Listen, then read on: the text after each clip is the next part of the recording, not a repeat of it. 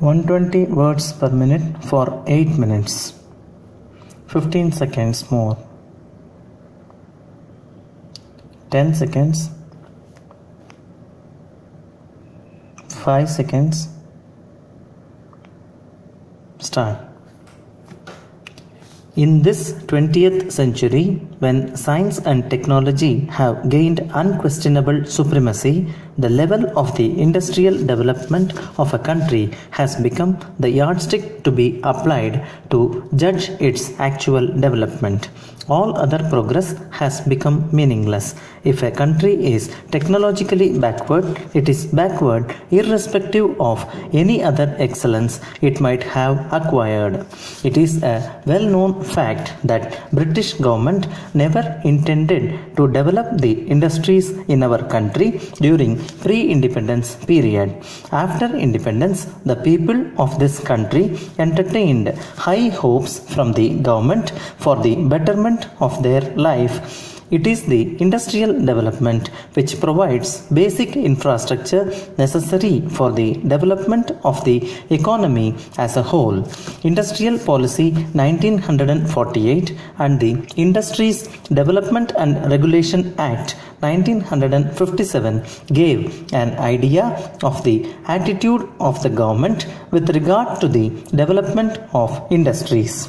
But it was only the adoption of planning in 1951 which created a favorable atmosphere for the development of industries.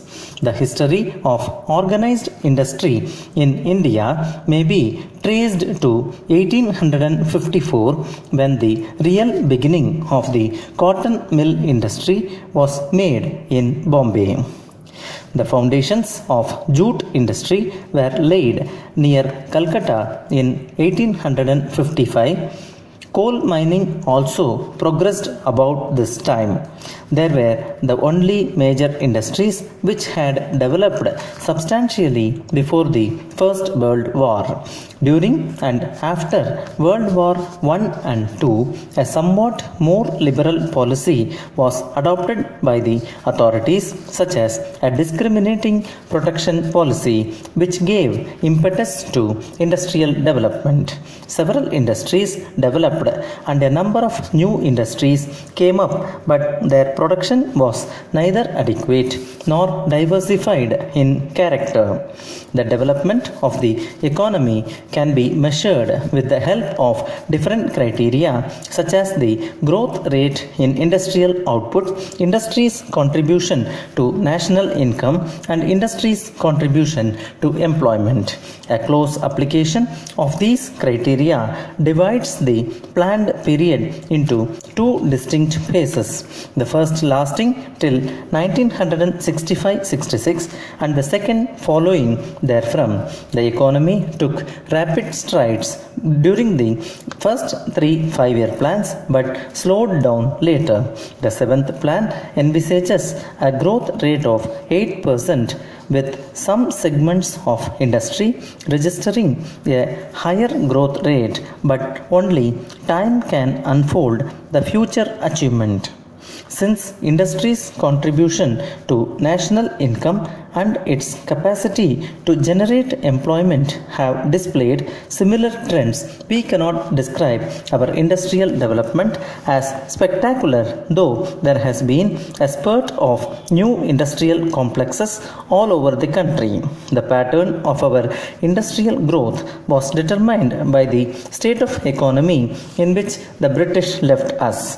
The British had used India as a source of cheap raw material and a lucrative market for finished products, and they had not made any effort to develop the infrastructure.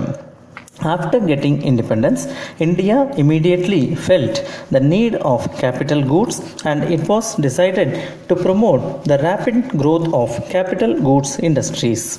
Almost till the end of the third 5-year plan, India had to import a variety of capital goods including iron and steel, transport equipment and various kinds of machinery. But the situation has radically changed now. India is now in a position to export these capital goods even to the technologically advanced countries of Western Europe, America, Soviet Union, etc. A significant feature of our industrial development has been the phenomenal growth of the public sector.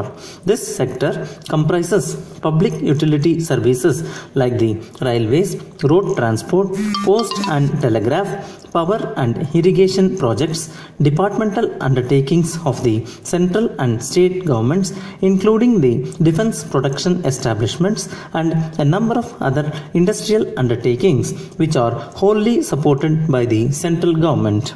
The public sector now contributes about 1/5 of the share of industrial sector in the national income, and the surpluses earned by it form an important source of non-tax revenue of the government. It also offers job opportunities to a large number of people.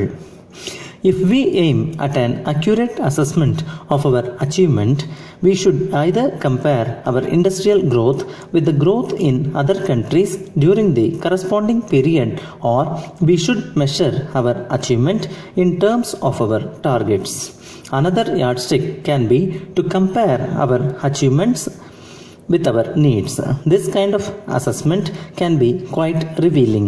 In 1947, Japan was in no better a position than India.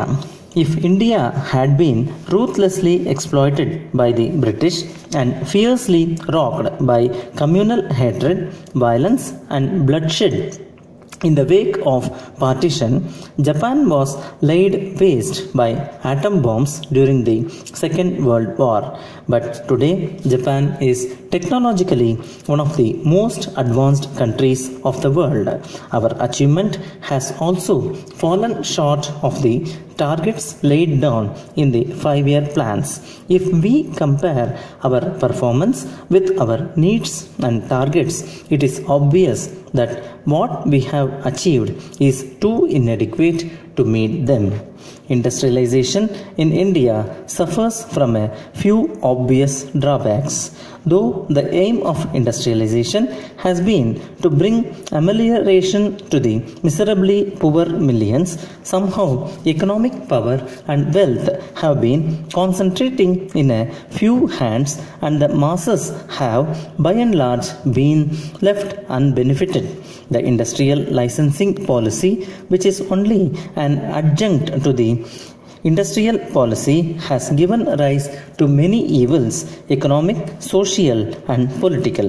This breeds unrest among the poor, and the laborers employed in big industrial houses often resort to strikes and lockouts, giving a serious blow to the productivity of the system. Finally, regional disparities and imbalances that should have been eliminated by now still persist. There exist in India a few pockets that have registered rapid economic development, while a few areas find themselves utterly neglected.